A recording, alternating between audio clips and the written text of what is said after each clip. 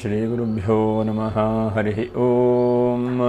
ಓಂ ನಮಃ ಸೂರ್ಯಃ ಪಿತಾಮಹೋ ವ್ಯಾಸಃ ವಸಿಷ್ಠೋ ತ್ರಿಪರಾಶರಃ ಕಶ್ಯಪೋ ನಾರದೋ ಗಾರ್ಗ್ಯಃ ಮರೀಚಿರ್ಮುನಿರಂಗಿರಾಃ ಲೋಮಶಃ ಪೌಲುಷಶ್ಚೈವ ಚಮನೋ ಜವನೋ ಭೃಗುಃ ಶವನಕೋಷ್ಟಾದಶಶ್ಚೇತಿ ಜ್ಯೋತಿಷ್ಶಾಸ್ತ್ರಪ್ರವರ್ತಕಾಃ.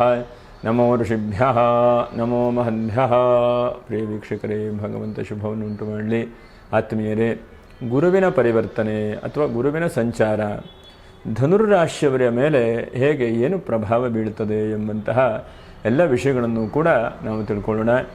ನೋಡಿ, 2026ನೇ ಇಸ್ವಿಯಲ್ಲಿ ಆರಂಭದಲ್ಲಿ ಅಂದರೆ 1/6/2026 ಅನಂತರದಲ್ಲಿ ಕರ್ಕಾಟಕ ರಾಶಿಗೆ ಗುರು ಪ್ರವೇಶವಾಗ್ತಾನೆ. ಹಾಗೆ ಕರ್ಕಾಟಕ ರಾಶಿಯಲ್ಲಿ 30/10/2026 ಕೂಡ ಈ ಗುರು ಇರ್ತಾನೆ. ಅನಂತರ ಪುನಃ 24/1/2027 ಪುನಃ ಮತ್ತು ಕರ್ಕಾಟಕ ರಾಶಿಗೆ ಬರ್ತಾನೆ. ಅಂದರೆ ಕೆಲವೊಂದಷ್ಟು ದಿವಸ ಕರ್ಕಾಟಕ ರಾಶಿಯಲ್ಲಿ ಮತ್ತು ಸಿಂಹರಾಶಿಯಲ್ಲಿ. ಇದರಿಂದ ಈ ಧನುರ್ರಾಶಿಯವರ ಮೇಲೆ ಏನು ಶುಭನೋ ಮತ್ತು ಅಶುಭ ಪ್ರಭಾವವಾಗ್ತದೆಯೋ ಎಂಬುದನ್ನು ತಿಳ್ಕೊಳ್ಳುವಂತಹ ಒಂದು ಪ್ರಯತ್ನ ಮಾಡೋಣ. ಇದು ನಾವು ಹೇಳುವಂಥದ್ದು ಗೋಚಾರ ಫಲ ಅಂಥೇಳಿ. ನಿಮ್ಮ ಜಾತಕದ ಮೇಲೆ, ದಶಾಭುಕ್ತಿಗಳ ಮೇಲೆ ಸ್ವಲ್ಪ ವ್ಯತ್ಯಾಸವೂ ಕೂಡ ಆಗಬಹುದು. ಇದೇ ಸರಿಯಾದಂಥ ಅರ್ಥ, ಇದೇ ಸರಿಯಾದಂಥ ತೀರ್ಮಾನ ಹೇಳುವಂಥದ್ದಲ್ಲ. ಯಾಕಂದರೆ ನಿಮ್ಮ ಜಾತಕವು ಬಹಳ ಮುಖ್ಯವಾಗಿರುತ್ತದೆ. ಇದು ನಾವು ಈ ಗೋಚಾರದಲ್ಲಿ ಗುರುವಿನ ಸ್ಥಿತಿಗಳನ್ನು ನೋಡಿ ಹೇಳುವಂತಹ ಪ್ರಯತ್ನ ಅಷ್ಟೇ. ಹಾಗಾಗಿ ನೋಡಿ, ನಕ್ಷತ್ರ ಏನಪ್ಪ ಅಂತಂದರೆ, ಒಂದು ಪೂರ್ವಾಷಾಢ ನಕ್ಷತ್ರ, ಇನ್ನೊಂದು ಮೂಲ ನಕ್ಷತ್ರ, ಇನ್ನು ಉತ್ತರಾಷಾಢ ನಕ್ಷತ್ರ 1ನೇ ಪಾದ. ನಿಮ್ಮ ವಿಡಿಯೋ ಮುಗಿಯುವವರೆಗೂ ಕೂಡ ನೀವು ನೋಡ್ತಾ ಇರಿ. ನಕ್ಷತ್ರ ಪರಿಹಾರಗಳು ಏನು ಎಂಬುದನ್ನು ಕೂಡ ನಾವು ಹೇಳುವಂಥ ಒಂದು ಪ್ರಯತ್ನ ಮಾಡೋಣ. ಯಾಕಂದರೆ ಗುರುವಿಗೆ ನವಗ್ರಹಗಳಲ್ಲಿ ವಿಶೇಷವಾದಂತಹ ಅವಕಾಶಗಳು, ಹಾಗೆ ಅವನ ಅನುಗ್ರಹ ಬಹಳ ಮುಖ್ಯವಾಗಿ ಹೇಳ್ತಾರೆ. ಹಾಗೆ ಎಲ್ಲ ಕೆಲಸಕ್ಕೂ ಕೂಡ ಗುರುಬಲ ಇದೆಯಾ ಅಥವಾ ಶನಿ ಬಲ ಇದೆಯಾ ಎಂಬುದನ್ನು ಕೂಡ ತಿಳ್ಕೊಳ್ಳುವಂತಹ ಒಂದು ಪ್ರಯತ್ನವನ್ನು ಮಾಡ್ತಾರೆ. ಯಾಕಂದರೆ ಶನೇಶ್ವರನೂ ಕೂಡ ನಿಧಾನವಾಗಿ ಸಂಚಾರ ಮಾಡ್ತಾನೆ, ಗುರುವು ಕೂಡ ನಿಧಾನವಾಗಿ ಸಂಚಾರ ಮಾಡ್ತಾನೆ. ಹಾಗಾಗಿ ಇದು ಎರಡು ಗ್ರಹಗಳ ಪ್ರಭಾವ ಯಾವ ರಾಶಿ ಮೇಲೆ ಹೆಚ್ಚಿನದಾದಂಥ ಶುಭವಾದಂತಹ ದಾರಿಗಳನ್ನು ಕೊಡ್ತಾ ಹೋಗ್ತದೆಯೋ ಅದೇ ತರಹ ಶುಭವಾದಂಥ ದಾರಿಗಳು ಕೂಡ ಬರ್ತಾ ಹೋಗ್ತದೆ. ಅದೇ ತರಹ ಕೆಲವೊಂದು ಸಲ ವಿರುದ್ಧವಾದಂಥ ಪರಿಸ್ಥಿತಿಯಲ್ಲಿದ್ದಾಗ ಒಂದಷ್ಟು ವಿರುದ್ಧವಾದಂಥ ಫಲಗಳನ್ನು ಕೂಡ ಗುರು ಕೊಡ್ತಾನೆ. ನೋಡೋಣ, ಗುರುವಿನ ಪ್ರಭಾವ ಏನೇನು ಆಗ್ತದೆ ನಿಮಗೆ ಎಂಬುದನ್ನು ತಿಳ್ಕೊಳ್ಳೋಣ. ನೋಡಿ, ಒಂದು ಹಂತಕ್ಕೆ ನಿಮಗೆ ಕರ್ಕಾಟಕ ರಾಶಿ ಅಂತಂದರೆ ನಿಮ್ಮ ರಾಶ್ಯಾಧಿಪತಿಯಾದಂಥವನು ಅಷ್ಟಮ ಭಾವದಲ್ಲಿದ್ದು ಉಚ್ಚವಾದಂಥ ಸ್ಥಾನದಲ್ಲಿರ್ತಾನೆ. ಅದಕ್ಕೆ ರಂಧ್ರಸ್ಥಾನ ಎಂಬುದಾಗಿ ಹೇಳ್ತಾರೆ.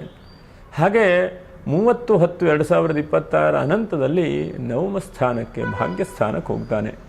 ಹಾಗಾಗಿ ಭಾಗ್ಯದಲ್ಲಿರುವಂತಹ ಗುರುವು ನಿಮಗೆ ಏನೇನು ಶುಭವಾದಂಥ ಫಲಗಳನ್ನು ನೀಡಬಹುದು ಎಂಬುದನ್ನು ನಾವು ತಿಳ್ಕೊಳ್ಳೋಣ.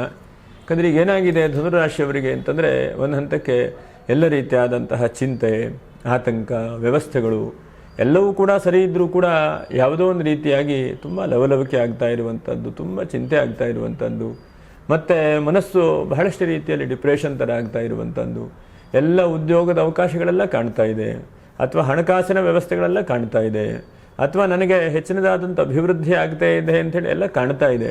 ಆದರೆ ಯಾವುದೂ ಕೂಡ ನಿಮಗೆ ಸ್ಪಷ್ಟವಾದಂಥ ರೀತಿಯಲ್ಲಿ, ಅನುಕೂಲಕರವಾದಂಥ ಒಂದು ರೀತಿಯಲ್ಲಿ ನಿಮಗೆ ಸಿಗ್ತಾ ಇಲ್ಲ, ಅದು ಬರ್ತಾ ಇಲ್ಲ. ಹಾಗಾಗಿ ಈ ಒಂಥರ ವಿಚಲಿತವಾದಂಥ ಪರಿಸ್ಥಿತಿಯಲ್ಲಿ ಇದ್ದೀರಿ. ಯಾಕಂದರೆ ರಾಶ್ಯಾಧಿಪತಿಯಾದಂತಹ ಗುರುವೇ ಪರಿವರ್ತನೆ ಆಗ್ತಾ ಇದ್ದಾನೆ, ರಾಶ್ಯಾಧಿಪತಿಯಾದಂಥ ಗುರುವೇ ಬದಲಾವಣೆ ಆಗ್ತಾ ಇದ್ದಾನೆ ಅಂತಂದರೆ ಎಲ್ಲೋ ಒಂದು ಕಡೆಗೆ ನಿಮಗೆ ಹೋರಾಟ, ಅನುಕೂಲವನ್ನು ಆ ಭಗವಂತ ಕೊಡ್ತಾ ಇದ್ದಾನೆ. ಹಾಗಂತೇಳಿ ಸ್ವಲ್ಪ ಜಂಜಾಟ ಇರಬಹುದು ನಿಮಗೆ. ನೋಡಿ, ಹಿಂದೆ ನೆನಪು ಮಾಡ್ಕೊಳ್ಳಿ, ಹಿಂದೆ 7.5 ಶನಿ ಇದ್ದಾಗ ಬಹಳಷ್ಟು ಕಷ್ಟಪಟ್ಟಿದ್ದೀರಿ, ಬಹಳಷ್ಟು ತೊಂದರೆಯನ್ನು ಅನುಭವಿಸಿದಿರಿ. ಆದರೆ ಶನೇಶ್ವರನು ಮಕರ ರಾಶಿಗೆ ಹೋದಾಗ, ಕುಂಭರಾಶಿಗೆ ಹೋದಾಗ ಒಂದು ಹಂತದ ರಿಲೀಫ್ ಎಲ್ಲ ಆಗಿತ್ತು ನಿಮಗೆ. ಆದರೆ ಈಗ ಅವನು ಚತುರ್ಥ ರಾಶಿಯಲ್ಲಿದ್ದಾನೆ, ಅಂದರೆ ಅರ್ಧಾಷ್ಟಮ ಶನಿ ಅಂತೇಳಿ ಹೇಳ್ತೇವೆ. ಹಾಗಾಗಿ ಒಂದಂತಕ್ಕೆ ಎಲ್ಲೋ ಒಂದು ಮೂಲೆಗೆ ನೋವು, ಎಲ್ಲೋ ಒಂದು ಮೂಲೆಗೆ ಒಂದು ಹಂತಕ್ಕೆ ಚಿಂತೆ, ಮತ್ತು ಎಲ್ಲ ದೊಡ್ಡದಾದಂತಹ ಬಿಸಿನೆಸ್ ಇದ್ದರೂ ಕೂಡ ಯಾಕೋ ಅಸಂತೃಪ್ತಿ, ಸಮಾಧಾನ ವ್ಯವಸ್ಥೆ ಇಲ್ಲ. ನಿಮ್ಮ ಜೊತೆಗೆ 10 ಜನ ಇದ್ದರೂ ಕೂಡ ನಿಮಗೆ ಅದು ಸಮರ್ಥಕವಾದಂತಹದ್ದು, ಸಮರ್ಪಣಾ ಭಾವ ನಿಮಗೆ ಆಗ್ತಾ ಇಲ್ಲ. ಯಾವುದೂ ಇಲ್ಲ, ಯಾವುದೂ ಸಾಕಾಗ್ತಾ ಇಲ್ಲ ಹೇಳುವಂತಹ ಒಂದು ಮನಸ್ಥಿತಿ ನಿಮಗೆ ಬರ್ತಾ ಇದೆ. ಹಾಗಾಗಿ ಫಸ್ಟ್ ಶುಭವಾದಂಥ ಫಲಗಳನ್ನು ನೋಡುವಂತಹ ಗುರುವಿನ ಬಗ್ಗೆ ಫಸ್ಟ್ ಗಮನಿಸೋಣ. ಯಾಕಂದರೆ ಆದಷ್ಟು ಶುಭವಾದಂಥ ಫಲಗಳನ್ನೇ ನಾವು ನಿರೀಕ್ಷೆ ಮಾಡಬೇಕು ಉಳ್ತದೆ ಶಾಸ್ತ್ರ. ಹಾಗಾಗಿ ಗುರುವು ನವಮ ಸ್ಥಾನಕ್ಕೆ ಹೋದಾಗ ನೋಡಿ ಏನೇನು ಫಲವನ್ನು ಕೊಡ್ತಾನೆ.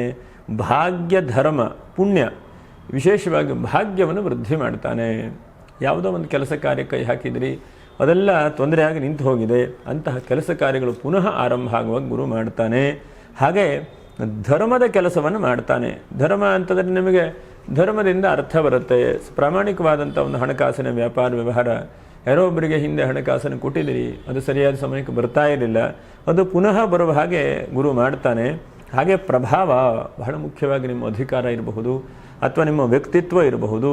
4 ಜನಕ್ಕೆ ಅವಕಾಶ ಗೊತ್ತಾಗ್ತದೆ, ಇಂತಹ ವ್ಯಕ್ತಿಯೂ ಕೂಡ ಐದಾನಪ್ಪ ಇವನಿಗೊಂದು ಅವಕಾಶ ಕೊಡಬೇಕು. ಒಂದು ಎಲೆಕ್ಷನ್ ಇರಬಹುದು, ರಾಜಕೀಯ ಇರಬಹುದು, ಅಥವಾ ಬಿಸ್ನೆಸ್ ಇರಬಹುದು, ಅಥವಾ ನೀವೇ ಒಂದು ಹಂತಕ್ಕೆ ಕೆಲಸಗಾರರಾಗಿರಬಹುದು. ಎಲ್ಲ ಕಡೆಗೂ ಕೂಡ ನಿಮ್ಮ ಪ್ರಭಾವ ಜಾಸ್ತಿ ಆಗ್ತದೆ.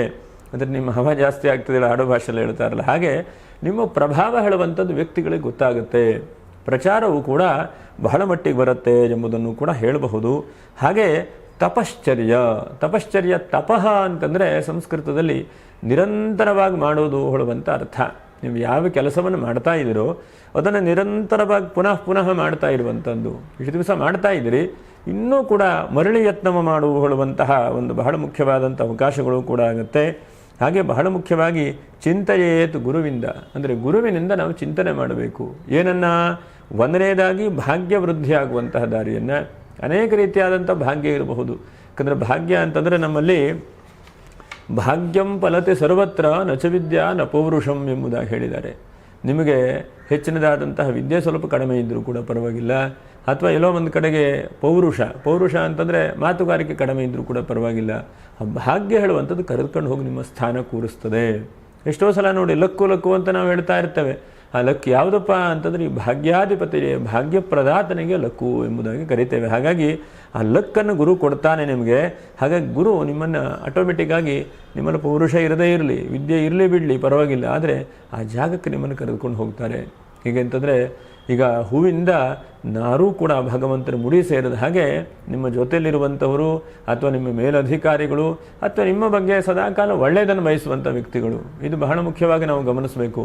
ನಿಮ್ಮ ಬಗ್ಗೆ ಒಳ್ಳೆಯದನ್ನು ಯಾರ್ಯಾರು ಗಮನಿಸ್ತಾ ಇದ್ದಾರೋ, ಒಳ್ಳೆಯದನ್ನು ಯಾರ್ಯಾರು ಹೇಳ್ತಾ ಇದ್ದಾರೋ ಅಂಥವರು ಎಲ್ಲರೂ ಕೂಡ ನಿಮಗೆ ಸಪೋರ್ಟ್ ಮಾಡ್ತಾರೆ ಎಂಬುದನ್ನು ಕೂಡ ಹೇಳಬಹುದು. ಶುಭಾನಿಚ, ಕಿವಿಗೆ ಶುಭವಾದಂಥ ವಾರ್ತೆಗಳು ಬರುತ್ತೆ ನೋಡಿ. ಉದಾಹರಣೆಗೆ ಯಾರೋ ಒಬ್ಬರಿಗೆ ನೀವು ಫೈನಾನ್ಸೋ ಅಥವಾ ವ್ಯಾಪಾರ ವ್ಯವಹಾರನೋ ಮಾಡಿದಿರಿ, ಅಥವಾ ಯಾರೋ ಒಬ್ಬರಿಗೆ ಹಣ ಕೊಟ್ಟಿದ್ದೀರಿ, ಅಂಥ ವ್ಯಕ್ತಿಗಳು ಏನು ಮಾಡ್ತಾರೆ, ನಿಮಗೆ ಪುನಃ ಇಲ್ಲಪ್ಪ 10ನೇ ತಾರೀಕಿಗೆ ಕೊಡ್ತೇನೆ, 20ನೇ ತಾರೀಕಿಗೆ ಕೊಡ್ತೇನೆ ಹೇಳುವುದನ್ನು ಕೂಡ ಹೇಳ್ತಾರೆ. ಅದು ಡೇಟ್ ಚೇಂಜ್ ಆದರೂ ಕೂಡ ಒಂದು ಮನಸ್ಸಿಗಿಲ್ಲಪ್ಪ ಇವರು ಕೊಡ್ತಾರೆ ಹೇಳುವಂತಹ ಒಂದು ಮನಸ್ಸಿಗೆ ಅರ್ಥ ಬರುತ್ತೆ. ಹಾಗಾಗಿ ಶುಭಾನಿಚ, ಶುಭವಾದಂಥ ವಾತಾವರಣಗಳು ಕಿವಿ ಕೇಳಿ ಬರುತ್ತೆ. ಇವತ್ತಿನ ನಾಳೆಗೆ ಸಾಧ್ಯವಾಗಬಹುದು. ಯಾಕಂದರೆ ಜನವರಿ 24ನೇ ತಾರೀಕಿನವರೆಗೂ ಕೂಡ ಭಾಗ್ಯದಲ್ಲಿರ್ತಾನೆ ಗುರು. ಹಾಗಾಗಿ ಗುರು ಏನಾದರೂ ಕೂಡ ನಿಮ್ಗೆ ಕೊಡ್ಲಿಕ್ಕೆ ಸಾಧ್ಯತೆ ಇದೆ. ಯಾಕಂದರೆ ನವಗ್ರಹಗಳಲ್ಲಿ ಬಹಳ ಪ್ರಭಾವ ಇರುತ್ತೆ, ಗುರುವಿನ ಪ್ರಭಾವ ಹೇಳುವಂಥದ್ದು. ಅದಕ್ಕೂ ಕೂಡ ನಿಮ್ಮ ರಾಶ್ಯಾಧಿಪತಿಯಾದಂತಹ ಗುರುವೇ. ಹಾಗಾಗಿ ನಿಮಗೆ ಹೆಚ್ಚಿನದಾದಂಥ ಪ್ರಬಲವಾದಂಥ ಅನುಗ್ರಹವನ್ನು ಅವನು ಮಾಡಬೇಕು. ಯಾಕಂದರೆ ಅಷ್ಟಮ ಸ್ಥಾನದಲ್ಲಿದ್ದಾಗ ರಂಧ್ರಸ್ಥಾನ ಅಂತ ಹೇಳ್ತೇವೆ, ಅದರ ಮುಂದಿನ ವಿಷಯಗಳನ್ನು ಕೂಡ ಅದನ್ನು ಗಮನಿಸೋಣ. ಆದರೆ ಸದ್ಯಕ್ಕೆ ಭಾಗ್ಯದಲ್ಲಿರುವಂತಹ ಗುರು ಶುಭಾನಿಚ, ಶುಭವಾದಂತಹ ವಿಷಯಗಳನ್ನು ನಿಮ್ಮ ಕಿವಿಗೆ ಬೀಳುವ ಹಾಗೆ ಮಾಡ್ತಾನೆ. ಶುಭವಾದಂಥ ಕೆಲಸಗಳನ್ನು ಕೂಡ ಮಾಡ್ತಾನೆ. ನೋಡಿ, ಶುಭವಾದಂಥ ಕೆಲಸ ಅಂತಂದರೆ ಏನು? ಉದಾಹರಣೆಗೆ ಮೂಲ ನಕ್ಷತ್ರದವರು ಇರಬಹುದು, ಅಥವಾ ಪೂರಾಷಾಢ ನಕ್ಷತ್ರದ ನೀವು ಮದುವೆ ಆಗಲಿಲ್ಲ, ಯಾಕಂದರೆ ಮದುವೆಗೆ ಒದ್ದಾಡ್ತಾ ಇದ್ರಿ ಅಂತಂದರೆ ಮದುವೆಗೇನೋ ಒಂದು ಒಳ್ಳೆಯ ವಾರ್ತೆಗಳು ಕೇಳುವಂಥದ್ದು, ಅಥವಾ ನಿಮ್ಮ ಅಣ್ಣ ತಮ್ಮ ಅಕ್ಕ ತಂಗಿ ಇಂಥವರ ವಿಷಯದಲ್ಲಿ ಒಂದು ವಿವಾಹಕ್ಕೆ ವಿಷಯವಾದಂತಹ ಅವಕಾಶಗಳು ಸಿಗತ್ತೆ ಹೇಳೋದನ್ನು ಕೂಡ ಕೇಳುವಂತಹದ್ದು. ಅದರ ಜೊತೆಗೆ ದೇವ ಪುರೋಹಿತಾಭ್ಯಾಮ್, ಯಾರು ದೇವಸ್ಥಾನದ ಅರ್ಚಕರಾಗಿದ್ದೀರೋ, ಅಥವಾ ಯಾರು ದೇವಸ್ಥಾನದಲ್ಲಿ ವಿಶೇಷವಾದಂಥ ಆಡಳಿತವನ್ನು ನಡೆಸ್ತಾ ಇದ್ದೀರೋ, ಅಥವಾ ಧರ್ಮ ಪ್ರಚಾರವನ್ನು ಮಾಡ್ತಾ ಇದ್ದೀರೋ ಅಂಥವರಿಗೆ ಹೆಚ್ಚಿನದಾದಂಥ ಅವಕಾಶಗಳು ಕೂಡ ಆಗುತ್ತೆ. ಧರ್ಮವು ಕೂಡ ವೃದ್ಧಿಯಾಗುವಂತಹ ಆ ಮನಸ್ಥಿತಿ, ಪ್ರಚಾರ ಹೇಳುವಂಥದ್ದು ಬರುತ್ತದೆ. ಯಾಕಂದರೆ ಯಾವುದಾದ್ರೂ ಒಂದು ಗ್ರಂಥ ತೆಗೆದುಕೊಳ್ಳಿ, ನೀವು ಮಹಾಭಾರತ ತೆಗೆದುಕೊಳ್ಳಿ, ಅಥವಾ ವಿಶೇಷವಾಗಿ ಯಾವುದೊಂದು ಸುಂದರಕಾಂಡ ಅಥವಾ ರಾಮಾಯಣದ ಒಂದು ಭಾಗ ಅಂತಂದರೆ ಯಾರೋ ದೊಡ್ಡ ವ್ಯಕ್ತಿಗಳದನ್ನು ಓದಿ ಅಧ್ಯಯನ ಮಾಡಿ ಇನ್ನೊಬ್ಬರಿಗೆ ಹೇಳಿದಾಗ ಮಾತ್ರ ಗೊತ್ತಾಗುತ್ತಲ್ವ, ಇಲ್ಲ ಗೊತ್ತಾಗೋದಿಲ್ಲ. ಹಾಗಾಗಿ ನಿಮಗೂ ಕೂಡ ಅದರ ಅಧ್ಯಯನವೂ ಕೂಡ ಆಗುತ್ತೆ, ಇನ್ನೊಬ್ಬರಿಗೂ ಕೂಡ ಹೇಳುವಂಥ ಅವಕಾಶಗಳು ಕೂಡ ಆಗುತ್ತೆ. ಎಷ್ಟೋ ಸಲ ನಾವು ಅಂದ್ಕೊಳ್ತೇವೆ, ಇನ್ನೊಬ್ಬರು ಆ ವಿಷಯವನ್ನು ಹೇಳಿದಾಗ ನಮ್ಮ ಕಿವಿಗೆ ಬೀಳುತ್ತೆ. ಇವತ್ತು ಕೂಡ ಸೋಷಿಯಲ್ ಮೀಡಿಯಾ ಎಷ್ಟಾಗಿದೆ ಅಂತಂದರೆ ಎಷ್ಟು ಪಾಠ, ಪ್ರವಚನ, ಅಧ್ಯಯನ, ಬಹಳಷ್ಟು ಅವಕಾಶಗಳು ಸಿಗ್ತಾ ಇದೆ. ಎಲ್ಲರಿಗೂ ಕೂಡ ಹೆಚ್ಚಿನದಾದಂಥ ಅವಕಾಶಗಳು. ಯಾಕಂದರೆ ಇವತ್ತಿನ ಕಾಲಕ್ಕೆ ನೋಡಿ, ಯಾವುದೋ ಒಂದು ಧರ್ಮ ಗ್ರಂಥಗಳು ಅಂತಂದರೆ ಹಿಂದೆಲ್ಲ ಅದಕ್ಕೆ ನಾವು ಕೂತ್ಕೊಂಡು ಕೇಳಬೇಕಿತ್ತು. ಎಷ್ಟೆಷ್ಟೋ ಜನ ಅದನ್ನು ವೀಡಿಯೋ ಮಾಡ್ತಾ ಇದ್ದಾರೆ, ಅಪ್ಲೋಡ್ ಮಾಡ್ತಾ ಇದ್ದಾರೆ. ನಮ್ಮದೇ ಇನ್ನೊಂದು ದೇವತಾ ದರ್ಶನ ಆಡುವಂಥದ್ದಿದೆ, ಅದಕ್ಕೆ ಆದಷ್ಟು ವೀಡಿಯೋವನ್ನು ಕೂಡ ಹಾಕಿ ಅಪ್ಲೋಡ್ ಮಾಡ್ತಾ ಇದ್ದೇವೆ. ಹೀಗೆ ಸಾಧ್ಯವಾದ ಮಟ್ಟಿಗೆ ಅವರು ಕೈಲಾದ ಮಟ್ಟಿಗೆ ಎಲ್ಲರೂ ಕೂಡ ಪ್ರಯತ್ನಗಳನ್ನು ಮಾಡ್ತಾ ಇದ್ದಾರೆ. ಹಾಗಾಗಿ ನಿಮ್ಮೆಲ್ಲರಿಗೂ ಕೂಡ ಧರ್ಮ ಪ್ರಚಾರದ ವಿಷಯದಲ್ಲಿ ಹೆಚ್ಚಿನದಾದಂಥ ಆಸಕ್ತಿಗಳು ಮತ್ತು ಅದಕ್ಕೆ ತಕ್ಕದಾದಂತಹ ಗೌರವಗಳು ಕೂಡ ಸಿಗುವಂಥ ಚಾನ್ಸಸ್ ಇದೆ. ಹಾಗೆ ಶುಭವರ್ಗ ಯಾತವು. ಶುಭವರ್ಗ ಯಾತವು ಅಂತಂದರೆ ಏನರ್ಥ? ಶುಭವಾದಂತಹ ದಾರಿಯನ್ನು ಕೊಡ್ತಾನೆ. ಶುಭವಾದಂಥ ದಾರಿ ಏನು? ಅಶುಭವಾದಂತಹ ದಾರಿ ಅಂತಂದರೆ ಚಿಂತೆ ಕೊಡುವಂಥದ್ದು ಮನಸ್ಸಿಗೆ.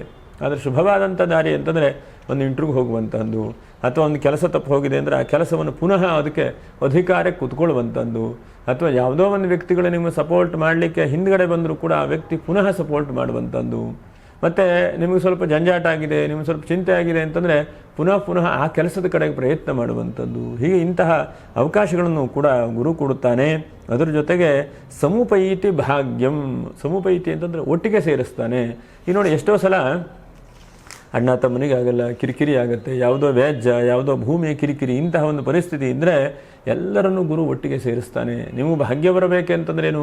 ಎಲ್ಲ ಕಡೆಗಿಂದನೂ ಸುತ್ತಲಿಂದನೂ ಭಾಗ್ಯ ಬರುವಂಥ ಅವಕಾಶಗಳನ್ನು ಗುರು ನೀಡ್ತಾನೆ.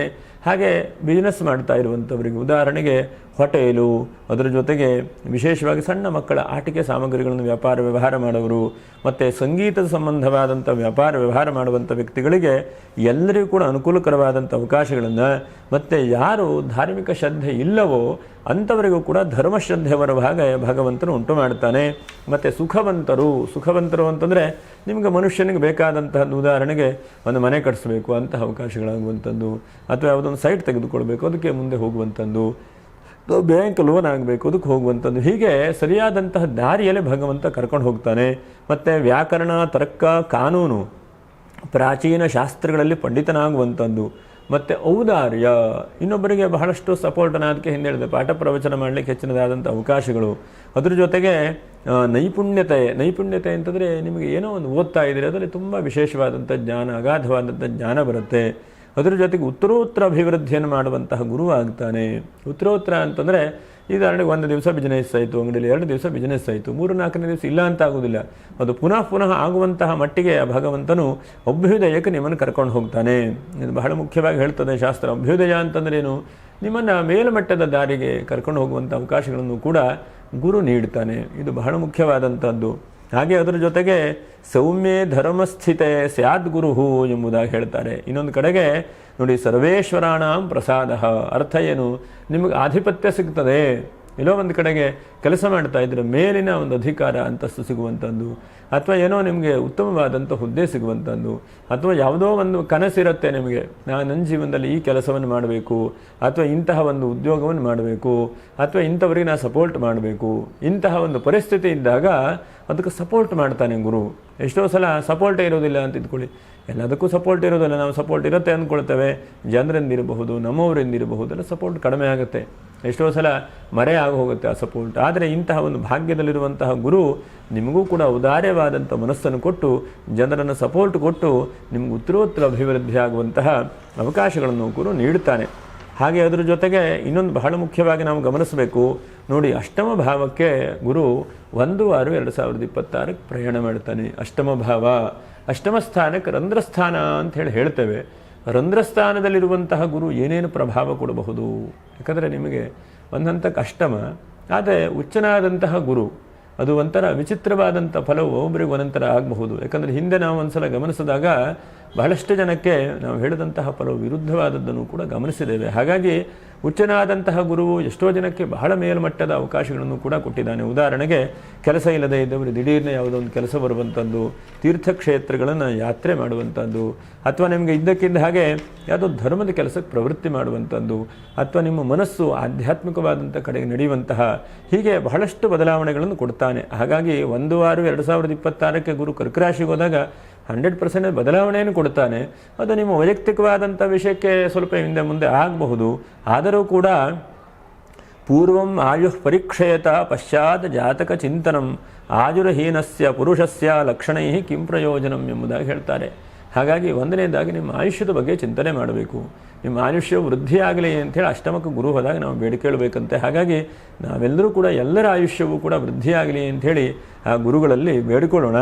ಹಾಗೆ ಎರಡನೇದಾಗಿ ಸರ್ವಪ್ರಣಾಶಃ ಎಂಬುದಾಗಿ ಹೇಳಿದ್ದಾರೆ. ಕೆಲವೊಂದಷ್ಟು ವಸ್ತುಗಳು ನಾಶ ಹೊಂದಿಯೇ ಶುಭವನ್ನು ಉಂಟು ಮಾಡುತ್ತದೆ ಎಂಬುದನ್ನು ಕೂಡ ಹೇಳ್ತದೆ ಶಾಸ್ತ್ರ. ಯಾಕಂದರೆ ಎಷ್ಟೋ ಕೆಲವೊಂದಷ್ಟು ವಸ್ತು ಅದು ಸುಟ್ಟಾಗೋದ್ರಿಂದ ವಿಶೇಷವಾದಂಥ ಫಲ ಆಗ್ತದೆ ಹೇಳುವುದನ್ನು ಕೂಡ ಹೇಳ್ತದೆ. ಹಾಗೆ ಅಷ್ಟಮಕ್ಕೆ ಹೋದಾಗ ಕೆಲವೊಂದು ವಸ್ತುಗಳು ಸುಟ್ಟು ಹೋಗ್ತದೆ ಅಂತ, ಇದರಿಂದ ಎರಡು ಥರ ಅರ್ಥಗಳನ್ನು ನಾವು ಮಾಡಿಕೊಳ್ಬಹುದು. ಒಂದಂತಕ್ಕೆ ವಿರಕ್ತಿಯ ಜೀವನ ಹೇಳುವಂಥದ್ದು ಉಂಟಾಗುವಂಥ ಸಾಧ್ಯತೆಗಳು ಕೂಡ ಇದ್ದಾವೆ. ಯಾಕಂದರೆ ಜೀವನದಲ್ಲಿ ಕಷ್ಟಪಟ್ಟ ಸಾಕಪ್ಪ ಇದು ಹೇಳುವಂಥ ಒಂದು ವಿರಕ್ತಿಯ ಒಂದು ಮನಸ್ಥಿತಿ. ಮತ್ತು ಎರಡನೇದಾಗಿ ಬಹಳ ಮುಖ್ಯವಾಗಿ ಪೂರ್ವ ಜನ್ಮಾರ್ಜಿತವಾದ ಚಿಂತೆಗಳು ವಿಶೇಷವಾಗಿ ಬರ್ತದೆ ಅಂತ ಅಷ್ಟಮದಲ್ಲಿದ್ದಾಗ. ನಾನು ಹಿಂದೆ ಹಾಗೆ ಮಾಡಿದ್ದೆ, ಹಿಂದೆ ಹಾಗೆ ಹೋಗಿದ್ದೆ, ಹಿಂದೆ ಓದಿದ್ದೆ, ಇಂಥ ಕೆಲಸ ಮಾಡ್ತಾ ಇದ್ದೆ, ಇಂಥ ಅಧಿಕಾರಿಯಾಗಿದ್ದೆ ಹಿಂದೆ, ನಾನೀಗ ಈ ಥರ ಮಾಡ್ತಾ ಇದ್ದೇನೆ ಅಂಥೇಳಿ ನಮ್ಮ ಹಿಂದಿನ ಜನ್ಮದ ನೆನಪು ಬರ್ತಾ ಹೋಗ್ತದೆ ಅಂತೆ. ಅಟ್ಲೀಸ್ಟ್ ಇನ್ನು ಜನ್ಮ ಬರದೇ ಇದ್ದರೆ ಒಂದು 10 ವರ್ಷ 5 ವರ್ಷ ಅಟ್ಲೀಸ್ಟ್ ನಿಮಗೆ ಹಿಂದೆ ಸಾಧನೆ ಕಷ್ಟ ಆದರೂ ಕೂಡ ನೆನಪು ಬರಬಹುದು. ಅದು ಬಹಳ ಮುಖ್ಯವಾಗಿ ನಾವು ಗಮನಿಸುವಂಥದ್ದು. ನಾವೇ ಯೂಟ್ಯೂಬ್ ಶುರು ಮಾಡಿ ಬಹಳ ಒಂದು 7-8 ವರ್ಷ ಆಯಿತು. ಹಾಗಾಗಿ ಹಿಂದೆ ಆದಂತಹ ವಿಷಯಗಳ ಬಗ್ಗೆ ನಿಮ್ಮ ಮನಸ್ಸು ಹೋಗ್ತದೆ. ಅದರಿಂದ ಏನಾಗುತ್ತೆ, ಇಲ್ಲಪ್ಪ ನಾನು ಹಿಂದೆ ಹಾಗೆ ಆಗಬಾರ್ದು, ಮುಂದೆ ಬಹಳ ಒಳ್ಳೆಯದಾಗಬೇಕು ಹೇಳುವಂತಹ ಮನಸ್ಸು ಪರಿವರ್ತನೆ ಆಗುವಂಥ ಅವಕಾಶಗಳು ನೋಡಿ. ಅಷ್ಟಮದಲ್ಲಿದ್ದಾಗ ಅವನ 12ನೇ ರಾಶಿಗೆ ದೃಷ್ಟಿ ಇರುತ್ತೆ, ಗುರುವಿನ ದೃಷ್ಟಿ, ಮತ್ತು ಸುಖಸ್ಥಾನಕ್ಕೂ ಕೂಡ ಅದು ಗುರುವಿನ ದೃಷ್ಟಿ ಇರುತ್ತೆ. ಹಾಗಾಗಿ ಒಂದನೇದಾಗಿ ಏನೇ ಖರ್ಚಾಗಲಿ, ಏನೇ ವ್ಯಯ ಆಗಲಿ, ಏನೇ ನಷ್ಟ ಆದರೂ ಕೂಡ ಒಳ್ಳೆಯದಕ್ಕೋಸ್ಕರವಾಗುತ್ತೆ. ಉದಾಹರಣೆಗೆ ನಾವು ಸ್ಕೂಲು, ಕಾಲೇಜು ಎಲ್ಲ ಕಡೆಗೂ ಕೂಡ ನಾವು ಇವತ್ತು ನಿಮಿಷ ಹಣವನ್ನು ಕಟ್ತೇವೆ. ಅಥವಾ ಯಾವುದೊಂದು ಕೋರ್ಸ್ ಓದಬೇಕು ಅಂತಂದರೆ ಕಟ್ತೇವೆ ದುಡ್ಡನ್ನು. ಅದರ ಉದ್ದೇಶ ಏನು, ನಮ್ಮ ಜ್ಞಾನಾರ್ಜನೆಗೆ. ಹಾಗಂತೇಳಿ ನಮ್ಮ ಕೈಯಿಂದ ಖರ್ಚಾಗಿರಬಹುದು ಹಣಕಾಸು, ಆದರೆ ಅದರಿಂದ ಫಲ ಹೇಳುವಂಥದ್ದು ಅನಂತವಾದಂಥ ಫಲ. ಇವತ್ತು ನೋಡಿ, ವಿದ್ಯೆಯನ್ನು ಓದಿದಂಥ ವ್ಯಕ್ತಿಗಳು ಎಷ್ಟೆಷ್ಟು ದೊಡ್ಡ ವ್ಯಕ್ತಿಗಳಾಗಿದ್ದಾರೆ. ಹಾಗಾಗಿ ಈ ಅಷ್ಟಮಕ ಗುರು ಹೋದಾಗ ಬಹಳ ಮುಖ್ಯವಾಗಿ ಹೇಳುವಂಥದ್ದು ಖರ್ಚು ಆಗತ್ತೆ ಅಥವಾ ಸಮಸ್ಯೆಗಳು ಕೂಡ ಬರುತ್ತೆ, ಆದರೆ ಅದು ಒಂದು ಒಳ್ಳೆಯ ಥರಕ್ಕೆ ಬರುತ್ತದೆ ಹೇಳುವುದನ್ನು ಕೂಡ ಹೇಳ್ತಾರೆ.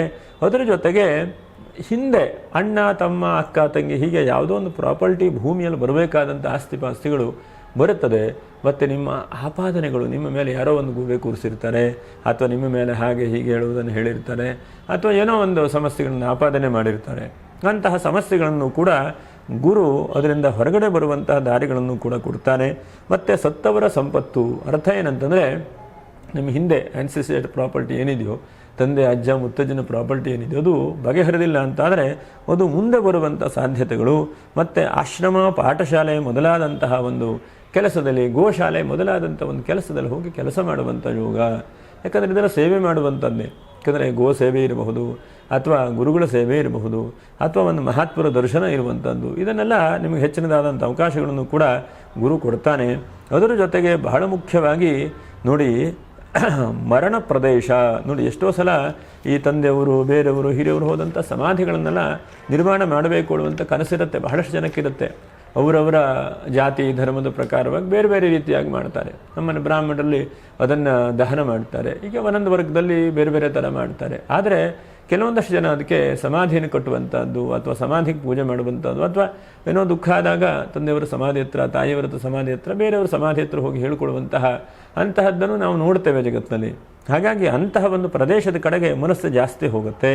ಮತ್ತು ಮನಸ್ಸೇನು ಅನಿಸುತ್ತೆ ಅಂತಂದರೆ, ಕೆಲವೊಂದು ಸೇವಕರ ಹಾಗೆ ಮನಸ್ಸು ಅನಿಸುತ್ತೆ, ನಾನೇನು ಇಲ್ಲ ಹೇಳುವಂಥ ಮನಸ್ಸಿರುತ್ತೆ. ಹಾಗಾಗಿ ಇದನ್ನು ಬಹಳ ಮುಖ್ಯವಾಗಿ ಚೇಂಜ್ ಮಾಡಿಕೊಡ್ಬೇಕು. ಅಷ್ಟಮಕ್ಕೆ ಬಂದಾಗ ನನ್ನಲ್ಲೆಲ್ಲವೂ ಕೂಡ ಆಗತ್ತೆ ಹೇಳುವಂತಹ ನೀವು ಮನಸ್ಸಿಗೆ ಸದಾಕಾಲ ಅಂದ್ಕೊಳ್ತಾ ಬರಬೇಕು. ಹಾಗಾಗಿ ನೋಡಿ, ಬಹಳ ಮುಖ್ಯವಾಗಿ ಆಯುಷ್ಯಂ ಜೀವಜಾತ್ರಾ ಚ ಶಾಸ್ತ್ರೇಯಶ್ವಿನಿ ಶಾಸ್ತ್ರೇ ಪ್ರಯೋಜನ ಎಂಬುದಾಗಿ ಕರೀತಾರೆ. ಆಯುಷ್ಯವನ್ನು ವೃದ್ಧಿ ಮಾಡಲಿ ಅಂಥೇಳಿ ಕೇಳ್ಕೊಳ್ತಾ ನಾವು ಭಾಗ್ಯಕ್ಕೆ ದೃಷ್ಟಿ ನೋಡಬೇಕಂತೆ. ಹಾಗಾಗಿ ನಾವು ಬಹಳ ಮುಖ್ಯವಾಗಿ ಈ ಒಂದು ಅಷ್ಟಮದಲ್ಲಿ ಗುರು ಇದ್ದಾಗ ಆಯುಷ್ಯ ವೃದ್ಧಿ ಮಾಡಲಿ ಅಂತ ಹೇಳ್ತಾ ಭಾಗ್ಯದ ಕಡೆಗೆ ನಾವು ಗಮನಿಸ್ತಾ ಹೋಗಬೇಕು. ಗುರುವು ನಿಮಗೆ ಒಟ್ಟಿನಲ್ಲಿ ಒಂದು ಹಂತಕ್ಕೆ ಅಷ್ಟಮ ಭಾವದಲ್ಲಿದ್ದಾಗ ಕೆಲವೊಂದು ನಿಮ್ಮನ್ನು ಪರಿವರ್ತನೆ ಮಾಡುವಂಥ ಅವಕಾಶವನ್ನು, ಹಾಗೆ ಭಾಗ್ಯ ಭಾವಕ್ಕಿದ್ದಾಗ ನಿಂತಹ ಕೆಲಸಗಳೆಲ್ಲ ಪುನಃ ಆರಂಭವಾಗಿ ಮುಂದಿನ ಒಂದು ಹಂತಕ್ಕೆ ಹೋಗುವಂಥ ಪ್ರಯತ್ನವನ್ನು ಈ ಗುರು ಕೊಡ್ತಾನೆ. ಒಟ್ಟಿನಲ್ಲಿ ಗುರುವಿಂದ ಒಂದು ಹಂತಕ್ಕೆ ಸಿಹಿಯನ್ನು ಕೂಡ ಕಾಣಬಹುದು, ನಿಮ್ಮ ಬದಲಾವಣೆಯನ್ನು ಕೂಡ ನಾವು ತಿಳ್ಕೊಳ್ಳುವಂಥ ಪ್ರಯತ್ನ. ಯಾಕಂದರೆ ಪ್ರತಿಯೊಂದು ಮನುಷ್ಯನೂ ಕೂಡ ಪರಿವರ್ತನೆ, ಬದಲಾವಣೆ ಹೇಳುವಂಥದ್ದನ್ನು ಪ್ರತಿಯೊಂದು ಕ್ಷಣ, ಪ್ರತಿಯೊಂದು ದಿವಸವೂ ಕೂಡ ನಾವು ಕಾಣ್ತಾ ಇರಬೇಕು. ಹಾಗೆ ಅಂತಹ ಗುರು ಬಹಳಷ್ಟು ಬದಲಾವಣೆಯನ್ನು ಕೊಡ್ತಾನೆ. ಬಹಳ ಮುಖ್ಯವಾಗಿ ಗುರುವಿಂದ ಹಾಗಾಗಿ ಆದಷ್ಟು ಶುಭವಾದಂಥ ಫಲಗಳನ್ನು ನಾವು ನಿರೀಕ್ಷೆ ಮಾಡೋಣ. ಒಟ್ಟಿನಲ್ಲಿ ಅಷ್ಟಮ ಭಾವದಲ್ಲಿದ್ದಾಗ ನೀವು ನಕ್ಷತ್ರ ಪರಿಹಾರಗಳನ್ನು ಏನು ಮಾಡಿಕೊಳ್ಬೇಕು, ಯಾಕಂದರೆ ನಕ್ಷತ್ರ ಪರಿಹಾರ ಬಹಳ ಮುಖ್ಯವಾದಂಥದ್ದು. ಅಷ್ಟಮ ಸ್ಥಾನದಲ್ಲಿದ್ದಾಗ ನೀವು ಬಹಳ ಮುಖ್ಯವಾಗಿ ಆ ಗುರುವಿನ ಪಾದವನ್ನು ಗಟ್ಟಿಯಾಗಿ ಹಿಡ್ಕೊಳ್ಬೇಕು, ಗುರುವಿನ ಭಕ್ತಿಯಿಂದ ಪ್ರಾರ್ಥನೆ ಮಾಡಿಕೊಳ್ಬೇಕು. ಅದು ನಕ್ಷತ್ರ ಪರಿಹಾರ ಏನು ಎಂಬುದನ್ನು ಗಮನಿಸೋಣ. 3 ನಕ್ಷತ್ರದವರು ಪ್ರತಿನಿತ್ಯವೂ ಕೂಡ ಎದ್ದ ತಕ್ಷಣವೇ ನೋಡಿ, ಸಾಮಾನ್ಯವಾಗಿ ಒಂದು ಅಂದಾಜು ಇಟ್ಕೊಳ್ಳಿ ನೀವು. ಬೆಳಗ್ಗೆ ಎದ್ದಾಗ ಗುರುವಾರ ಸಾಮಾನ್ಯ 5:30 5:45ರಿಂದ ಒಂದು 6:30 7 ಗಂಟೆವರೆಗೂ ಗುರುವಿನ ಹೋರೆ ಅಂಥೇಳಿ ಬರುತ್ತೆ. ಹಾಗಾಗಿ ಗುರುವಿನ ಹೋರೆ ಅಂತಂದರೆ ಆ ಗುರುವಿನ ಹೋರೆಯಲ್ಲಿ ಗುರುವಾರ ಬರುತ್ತದೆ. ಆ ಗುರು ಹೋರೆ ಅಥವಾ ಬಿಕ್ಕಿರುವಂತಹ ದಿವಸವೂ ಕೂಡ ಬರುತ್ತೆ, ಒಂದೊಂದು ಹೋರೆ ಆದಮೇಲೆ ಒಂದೊಂದು ಹೋರೆ ಬರುತ್ತೆ. ಆದರೆ ಗುರುವಾರ ಮಾತ್ರ ಗುರುವಿನ ಹೋರೆ ಆರಂಭಕ್ಕೆ ಬರುತ್ತೆ. ಹಾಗಾಗಿ ಗುರುವಿನ ಹೋರೆಯಲ್ಲಿ ಗುರುವನ್ನು ಭಕ್ತಿಯಿಂದ 1 ಗಂಟೆಗಳ ಕಾಲ ಪ್ರಾರ್ಥನೆ ಮಾಡುವಂಥದ್ದು. ಗುರುವಾರ ನನಗೆ ನನ್ನ ಜೀವನದಲ್ಲಿರುವಂತಹ ಕಷ್ಟ ನಷ್ಟ ದುಃಖ ಚಿಂತೆಗಳು ಎಲ್ಲವನ್ನೂ ಕೂಡ ಪರಿಹಾರ ಮಾಡು ಭಗವಂತ, ನನಗೆ ನೀನು ಒಂದು ಒಳ್ಳೆ ರೀತಿಯಾದಂಥ ಯಶಸ್ಸನ್ನು ಕೀರ್ತಿಯನ್ನು ಕೊಡುವಂತಹ ದಾರಿಯನ್ನು ಕೊಡು. ಯಾಕಂದರೆ ಈಗ ಭಗವಂತ ಹೇಗೆ ಅಂತಂದರೆ ನಿಮಗೆ ಯಶಸ್ಸು ಕೀರ್ತಿ ಲಾಭವನ್ನು ಕೊಡಬೇಕು ಅಂತಂದರೆ ನಿಮಗೆ ಒಂದು ಹಂತಕ್ಕೆ ಮನಸ್ಸಿನ ಮೂಲಕವಾಗಿ ಕೆಲಸದ ಮೂಲಕವಾಗಿ ನಿಮ್ಮವರ ಮೂಲಕವಾಗಿ ಭಗವಂತ ಕೊಡಬೇಕು. ಭಗವಂತ ಪ್ರತ್ಯಕ್ಷವಾಗಿ ತಗೋ ಅಂತೇಳಿ ನಮ್ಮ ಕಣ್ಣಿಗೆ ಬಂದು ಕೊಡೋದಿಲ್ಲ. ಹಾಗಾಗಿ ಅದನ್ನು ಚೇಂಜಸ್ ಮಾಡುವಂಥದ್ದು ಅಥವಾ ನಿಮ್ಗೆ ಅನುಕೂಲ ಮಾಡುವಂಥ ವ್ಯಕ್ತಿಗಳು ನಿಮಗೆ ಸಪೋರ್ಟ್ ಮಾಡುವಂಥದ್ದು ಇದನ್ನೆಲ್ಲ ಗುರು ಕೊಡ್ತಾನೆ. ಹಾಗಾಗಿ ನೀವು ಪ್ರತಿ ಗುರುವಾರ ತಪ್ಪದೇ ಇದ್ದ ಹಾಗೆ ಗುರು ಹೋರೆಯಲ್ಲಿ ಗುರುವನ್ನು 1 ಗಂಟೆಗಳ ಕಾಲ ಭಕ್ತಿಯಿಂದ ನಾಮಸ್ಮರಣೆ ಮಾಡುವಂಥದ್ದು. ಯಾವ ಮಂತ್ರ ಬರುತ್ತೋ ನಿಮಗೆ ಗುರು ಮಂತ್ರ ಬಂದರೆ ಅದನ್ನು ಹೇಳ್ತಾ ಬನ್ನಿ. ಅಥವಾ ಗುರುರು ಬ್ರಹ್ಮ ಗುರುರು ವಿಷ್ಣು ಗುರುದೇವೋ ಮಹೇಶ್ವರ, ಸಾಮಾನ್ಯವಾಗಿ ಈ ಒಂದು ಶ್ಲೋಕ ಎಲ್ಲರೂ ಕೂಡ ಬರುತ್ತೆ, ಅದನ್ನು ಹೇಳಿ. ಅಥವಾ ನೀವು ಯಾವ ಗುರುಗಳನ್ನು ಭಕ್ತಿಯಿಂದ ಸ್ಮರಣೆ ಮಾಡ್ತೀರೋ ಆ ಗುರುಗಳನ್ನು ಭಕ್ತಿಯಿಂದ 1 ಗಂಟೆಗಳ ಕಾಲ ವಾರಕ್ಕೆ 1 ದಿವಸ ಇದನ್ನು ಪ್ರೇಯರ್ ಮಾಡಿ. ಇದರಿಂದ ಆ ಗುರುವಿನ ಅನುಗ್ರಹ ಆಗುತ್ತೆ. ಜೀವನದಲ್ಲಿ ಬಹಳಷ್ಟು ನಿರೀಕ್ಷೆಗಳು ಹೆಚ್ಚಿನದಾದಂಥ ಅಭಿವೃದ್ಧಿ ಕಡೆ ಹೋಗ್ತದೆ. ಹಾಗೆ ಪೂರ್ವಾಷಾಢ ನಕ್ಷತ್ರ ನೋಡಿ, ಪೂರ್ವಾಷಾಢ ನಕ್ಷತ್ರದವರಿಗೆ ಒಂದು ಹಂತಕ್ಕೆ ಉದ್ಯೋಗ ಸಿಗ್ತಾ ಇದೆ, ಆದರೆ ಎಲ್ಲೋ ಒಂದು ಕಡೆಗೆ ನಷ್ಟ ಅಂತ ಅನ್ನಿಸ್ತಾ ಇದೆ. ಅಥವಾ ಯಾರೋ ಒಬ್ಬರು ನಿಮ್ಗೆ ಹೆಲ್ಪ್ ಮಾಡ್ತಾ ಇರ್ತಾರೆ, ಆದರೂ ಎಲ್ಲೋ ಒಂದು ಕಡೆಗೆ ನಷ್ಟ ತೊಂದರೆಗಳು ಪುನಃ ಎಳೆದು ಕೂರಿಸ್ತಾ ಇದೆ ನಿಮಗೆ. ಹಾಗಾಗಿ ಇಂತಹ ಪರಿಸ್ಥಿತಿ ಇಂತಹ ಸಮಸ್ಯೆಗಳಿದ್ದಾಗ ಗುರು ನಿಮಗೆ ಅನುಗ್ರಹ ಮಾಡಬೇಕು ಅಂತಂದರೆ ಬಹಳ ಮುಖ್ಯವಾಗಿ ನೀವು ಮಾಡಬೇಕಾದಂಥದ್ದು ಗುರುಚರಿತ್ರೆ ಪಾರಾಯಣೆ ಅಥವಾ ಗುರುವಿನ ನಾಮಸ್ಮರಣೆ ಅಥವಾ ಗುರುವಿನ ಭಕ್ತಿಯಿಂದ ಸ್ಮರಣೆ ಮಾಡುವಂಥದ್ದು. ಗುರುವನ್ನೇನು ಮಾಡಬೇಕು? ಭಕ್ತಿಯಿಂದ ಜಪ ತಪ ಅನುಷ್ಠಾನ ಗುರುನಾಮಸ್ಮರಣೆಯನ್ನು ಮಾಡಿಟ್ಕೊಳ್ಬೇಕು. ಆ ಗುರುನಾಮಸ್ಮರಣೆ ಮಾಡಿದಾಗ ಆ ಗುರುವ ನಾಮಸ್ಮರಣೆಯಿಂದ ನಮಗೆಲ್ಲ ರೀತಿಯಾದಂಥ ಅನುಕೂಲ, ಎಲ್ಲ ರೀತಿಯಾದಂಥ ಅಭಿವೃದ್ಧಿಯೂ ಕೂಡ ಆಗುತ್ತೆ. ಗುರುಚರಿತ್ರೆ ಪಾರಾಯಣೆ. ಇನ್ನು ಉತ್ತರಾಷಾಢ ನಕ್ಷತ್ರದವರು ಎಷ್ಟು ಸಾಧ್ಯ ಆಗುತ್ತೆ ಅಷ್ಟು ನೋಡಿ, ನಿಮ್ಮ ಮನೆ ಹತ್ತಿರದಲ್ಲಿ ಗುರುವಿನ ಮಠ ಅಥವಾ ದೊಡ್ಡ ದೊಡ್ಡ ಪೀಠಾಧಿಪತಿಗಳು ಬಂದರೆ ನೀವು ಹೋಗಿ ಅವರಿಗೆ ಶರಣ ಹೋಗಿ ಒಂದು ನಮಸ್ಕಾರ ಮಾಡಿ ತೀರ್ಥ ಮಂತ್ರಾಕ್ಷತೆಗಳನ್ನು ತೆಗೆದುಕೊಂಬನ್ನಿ. ಯಾಕಂದರೆ ಗುರುವಿನ ದರ್ಶನ ಬಹಳ ಮುಖ್ಯವಾದಂಥದ್ದು. ಯಾಕಂದರೆ ಧನುರು ರಾಶಿಯವರಿಗೆ ರಾಶ್ಯಾಧಿಪತಿ ಚತುರ್ಥಾಧಿಪತಿ ಗುರುವೇ. ಒಂದಂತಕ್ಕೆ ಮನಸ್ಸಿನ ಧೈರ್ಯವನ್ನು ಕೊಡುವಂಥವನು, ಮತ್ತು ಜೀವನದಲ್ಲಿ ಸಾಧನೆ ಮಾಡುವಂಥ ಹಠವನ್ನು ಕೊಡುವಂಥವನು, ಮತ್ತು ಈ ವಿವಾಹಾದಿ ಮಂಗಲ ಕಾರ್ಯಕ್ಕೆ ದಾರಿ ತೋರಿಸುವಂಥವನು, ಇವೆಲ್ಲವೂ ಕೂಡ ಗುರುವಿಂದನೇ ಆಗುತ್ತೆ. ಹಾಗಾಗಿ ಆ ಗುರುವಿಗೆ ಶರಣು ಹೋಗಿ ಎಲ್ಲೆಲ್ಲಾಗುತ್ತೋ, ಉದಾಹರಣೆಗೆ ಎಲ್ಲೋ ಒಂದು ಕಡೆಗೆ ಶೃಂಗೇರಿ ಜಗದ್ಗುರುಗಳು ಆಗಮಿಸಿದ್ದಾರೆ ಅಂತಂದರೆ ನಮ್ಮನ್ನು ಕರಿಬೇಕು ಅಂತಿಲ್ಲ, ನಾವೇ ಹೋಗಿ ಅಲ್ಲಿ ಹೋಗಿ ಗುರುಗಳ ದರ್ಶನ ಮಾಡಿ ನಾವು ಹೋಗಿ ಆ ಭಗವಂತನನ್ನು ಗುರುಗಳನ್ನು ಒಂದು ಸಲ ದೂರಿಂದನೇ ಕೈ ಮುಗಿದು ಅಥವಾ ಅವಕಾಶ ಇದ್ದರೆ ಅವರ ದರ್ಶನ ಮಾಡಿ ಒಂದು ನಮಸ್ಕಾರ ಮಾಡಿಕೊಂಡು ಒಂದು ತೀರ್ಥ ಪ್ರಸಾದವನ್ನು ತೆಗೆದುಕೊಂಬರಬೇಕು. ತನ್ಮೂಲಕವಾಗಿ ಗುರುವಿನ ಆಶೀರ್ವಾದ ಗುರುವಿನ ಅನುಗ್ರಹದಿಂದ ಹೆಚ್ಚಿನದಾದಂಥ ಅನುಕೂಲತೆಗಳಾಗುತ್ತೆ. ಅಥವಾ ನಿಮ್ಮ ಪರಂಪರೆಯ ಮಠಾಧೀಶರು ಪೀಠಾಧಿಪತಿಗಳು ಇದ್ದರೆ ಅವರಿಗೂ ಕೂಡ ಹೋಗಿ ಒಂದು ಸಲ ನಮಸ್ಕಾರ ಮಾಡ್ಕೊಂಬನ್ನಿ. ಯಾಕಂದರೆ ಅಷ್ಟಮದಲ್ಲಿ ಗುರು ಇದ್ದಾಗ ಗುರುವಿನ ಆರಾಧನೆ ಬಹಳ ಮುಖ್ಯವಾದಂಥದ್ದು. ಮತ್ತು ನೋಡಿ, ನೀವೇ ನಿಮ್ಮ ಬದಲಾವಣೆಯನ್ನು ಕಾಣ್ತೀರಿ. ಒಂದು ಸಲ ಗುರು ದರ್ಶನ ಮಾಡಿದ ತಕ್ಷಣವೇ ನಿಮ್ಗೆ ಒಂದಷ್ಟು ಚೇಂಜಸ್ಸು, ಒಂದಷ್ಟು ಬದಲಾವಣೆ, ಎಲ್ಲೋ ಒಂದು ಕಡೆಗೆ ನನಗೆ ಸಾಧನೆ ಆಗ್ತದೆ ಹೇಳುವಂಥ ಮನಸ್ಸು ಈಗೆಲ್ಲ ಬರುತ್ತೆ. ಒಟ್ಟಿನ ಗುರುವಿನ ಅನುಗ್ರಹ ನಮ್ಮೆಲ್ಲರಿಗೂ ಕೂಡ ಉಂಟಾಗಲಿ ಅಂತ ಹೇಳ್ತಾ, ಗುರು ಪರಮಾತ್ಮನ ವಿಶೇಷವಾಗಿ ಧನುರು ರಾಶಿಯವರಿಗೆ ಶುಭವನ್ನು ಉಂಟು ಮಾಡಲಿ, ಶಕ್ತಿಯನ್ನು ಉಂಟು ಮಾಡಲಿ. ಯಾಕಂದರೆ ಜೀವನದಲ್ಲಿ ಬಹಳಷ್ಟು ಕಷ್ಟ ನಷ್ಟಗಳನ್ನು ಅನುಭವಿಸ್ತಾ ಇದ್ದೀರಿ ನೀವು ಅಲ್ವಾ. ಹಾಗಾಗಿ ಅಂತಹ ಕಷ್ಟ ನಷ್ಟಗಳೆಲ್ಲ ಪರಿಹಾರ ಆಗಿ ಸುಖವಾದಂಥ ಜೀವನ, ನೆಮ್ಮದಿಯಾದಂಥ ಜೀವನ, ಮನಸ್ಸಿಗೆ ಸಮಾಧಾನ, ಹೀಗೆಲ್ಲ ನಿಮಗೆ ಆ ಗುರುಗಳು ಉಂಟು ಮಾಡಲಿ, ಅನುಗ್ರಹಿಸಲಿ ಅಂತ ಹೇಳ್ತಾ ಮತ್ತೆ ಮುಂದಿನ ವಿಡಿಯೋದಲ್ಲಿ ಮತ್ತೆ ಭೇಟಿ ಮಾಡೋಣ. ನಮಸ್ಕಾರ. ಲೋಕಾ ಸಮಸ್ತ ಸುಖಿನೋ ಭವಂತು, ಸಮಸ್ತ ಸನ್ಮಂಗಲಾನಿ ಭವಂತು. ಓಂ ನಮಃ ಶಾಂತಾಯ ದಿವ್ಯಾಯ ಸತ್ಯಧರ್ಮಸ್ವರೂಪಿಣೇ ಸ್ವಾನಂದಾಮೃತತೃಪ್ತಾಯ ಶ್ರೀಧರಾಯ ನಮೋ ನಮಃ. ಭಗವಾನ್ ಸದ್ಗುರು ಶ್ರೀ ಶ್ರೀಧರ ಸ್ವಾಮಿ ಮಹಾರಾಜ ಕಿ ಜೈ. ಅವಧೂತ ಚಿಂತನ ಶ್ರೀ ಗುರುದೇವ ದತ್ತ. ನಮಸ್ಕಾರ.